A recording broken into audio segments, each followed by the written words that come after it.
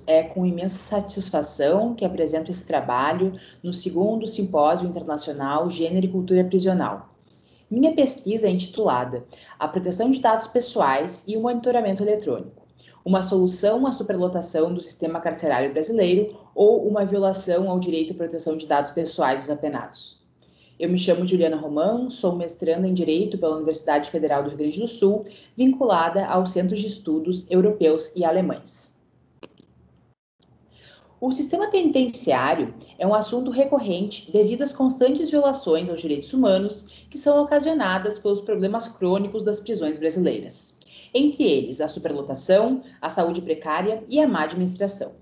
Em 2019, segundo o Departamento Penitenciário Nacional, subordinado ao Ministério da Justiça e Segurança Pública, no Brasil haviam cerca de 773 mil pessoas privadas de liberdade.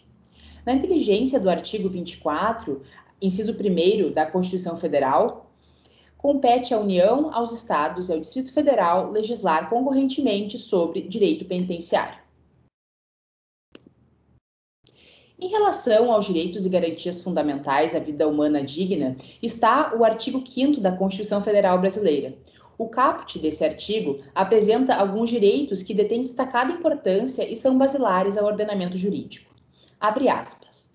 Todos são iguais perante a lei, sem distinção de qualquer natureza, garantindo-se aos brasileiros e aos estrangeiros residentes no país a inviolabilidade do direito à vida, à liberdade, à igualdade, à segurança, à propriedade, nos termos seguintes. Inciso 3º. Ninguém será submetido a tortura nem a tratamento desumano ou degradante.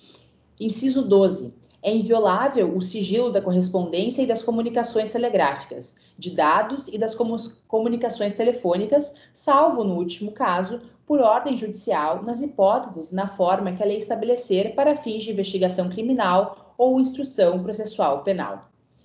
Inciso 49. É assegurado aos presos o respeito à integridade física e moral. Objeto dessa pesquisa.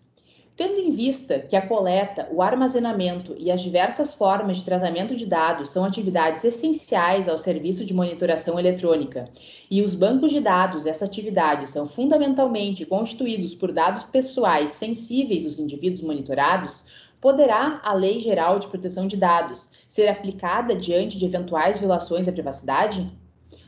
O método aplicado no desenvolvimento da pesquisa foi o método indutivo. Partiu-se de dados particulares para chegar-se a uma conclusão geral. Esta pesquisa também envolveu revisão bibliográfica, assim como análise documental e legislativa. A superlotação no sistema carcerário brasileiro. Em 2010, na tentativa de reduzir tal problema, foi publicada a Lei nº 12.258, que prevê a possibilidade de fiscalização do condenado por meio de monitoração eletrônica. Essa lei alterou o Código Penal e a Lei de Execução Penal para prever a possibilidade de utilização de equipamento de vigilância indireta pelo condenado nos casos em que especifica. O Decreto Federal número 7.627, de 2011, regulamentou essa monitoração eletrônica de pessoas conforme previsto no Código de Processo Penal e na Lei de Execução Penal. Em 2011, foi publicada a Lei nº 12.403, a qual possibilitou alternativas à prisão provisória, como a fiança e o monitoramento eletrônico, para presos não reincidentes que cometeram delitos leves com pena privativa de liberdade de até 4 anos.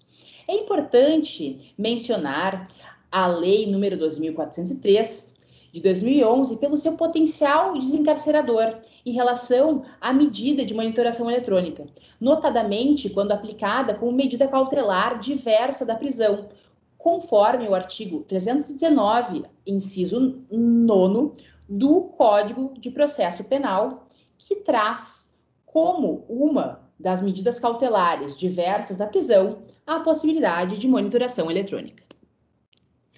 Apesar dessa ser uma prática recente no país e haver escassas regulamentações e diretrizes sobre o assunto na época da sua implementação, não houve impeditivo para que a medida alternativa deixasse de se expandir rapidamente. Então, em 2016, Ao perceber isso, o Departamento Penitenciário Nacional assumiu o compromisso de elaborar um modelo de gestão para os serviços de monitoração eletrônica de pessoas em parceria com o Programa das Nações Unidas para o Desenvolvimento. As diretrizes para tratamento e proteção de dados na monitoração eletrônica de pessoas foram fruto dessa parceria, que orientam as melhores práticas em tratamento e proteção de dados pessoais, conferindo garantias aos direitos fundamentais das pessoas monitoradas. Seguindo a mesma direção estão as diretrizes da Resolução 213 de 2015 do Conselho Nacional de Justiça, instituição pública brasileira que visa aperfeiçoar o trabalho do sistema judiciário. Essa resolução estabeleceu restrições ao compartilhamento de dados de pessoas monitoradas eletronicamente, indicando ainda a necessidade de elaboração de protocolos na área. De acordo com o artigo 10 da Resolução 213 de 2015 do Conselho Nacional de Justiça, o artigo 319, em relação ao seu inciso 9º, que trata da monitoração eletrônica, deverá ser aplicado de maneira excepcional e determinada, sujeitando-se à reavaliação periódica. O parágrafo único desse artigo abre aspas. Por abranger dados que pressupõem sigilo, a utilização de informações coletadas durante a monitoração eletrônica de pessoas dependerá de autorização judicial em atenção ao artigo 5º, inciso 12 da Constituição Federal. Portanto, percebe-se uma preocupação em relação à proteção dos dados das pessoas que estejam sob monitoramento eletrônico. Sendo a proteção de dados dos apenados monitorados eletronicamente a figura central dos documentos citados, torna-se de elementar importância a menção à Lei Geral de Proteção de Dados, que foi publicada no dia 14 de agosto de 2018 e, após longa vacatio legis, entrou em vigor no dia 18 de setembro de 2020. Essa lei dispõe sobre o tratamento de dados pessoais no Brasil, trazendo os novos desafios ao setor público e privado quanto à proteção de dados pessoais. De acordo com o artigo 1º da lei, essa dispõe sobre tratamento de dados pessoais, inclusive nos meios digitais, por pessoas naturais ou pessoas jurídicas de direito público ou privado, com o objetivo de proteger os direitos fundamentais de liberdade, de privacidade e o livre desenvolvimento da personalidade da pessoa natural. O artigo 2º da lei traz como fundamentos, entre outros, o respeito à privacidade, a autodeterminação informativa, a inviolabilidade da intimidade, da honra e da imagem, assim como os direitos humanos, o livre desenvolvimento da personalidade, a dignidade e o exercício da cidadania pelas pessoas naturais. O artigo 5º traz definições pertinentes aos termos utilizados no diploma legal. Entre eles está a definição de dado pessoal e a definição de dado pessoal sensível. Para os termos da legislação, dado pessoal é qualquer informação relacionada à pessoa natural identificada ou identificável, sendo dado pessoal sensível aquele dado pessoal sobre origem racial, étnica, convicção religiosa, opinião política, filiação a sindicato ou organização de caráter religioso, filosófico ou político, dado referente à saúde ou vida sexual, dado genético ou dado biométrico, quando vinculado a uma pessoa natural. Ao final desse estudo, concluiu-se que eventual abuso na coleta, armazenamento ou tratamento dos dados pessoais dos apenados não será regulado pela Lei Geral de Proteção de Dados. Esse entrave se dá pelo artigo 4º, inciso 3º, a linha A, C e D, porque, de acordo com esse dispositivo, a lei não se aplica ao tratamento de dados pessoais realizado para fins exclusivos de segurança pública, segurança do Estado, atividades de investigação e repressão de infrações penais. No entanto, é importante ressaltar que isso não impede que outra regra incida no caso.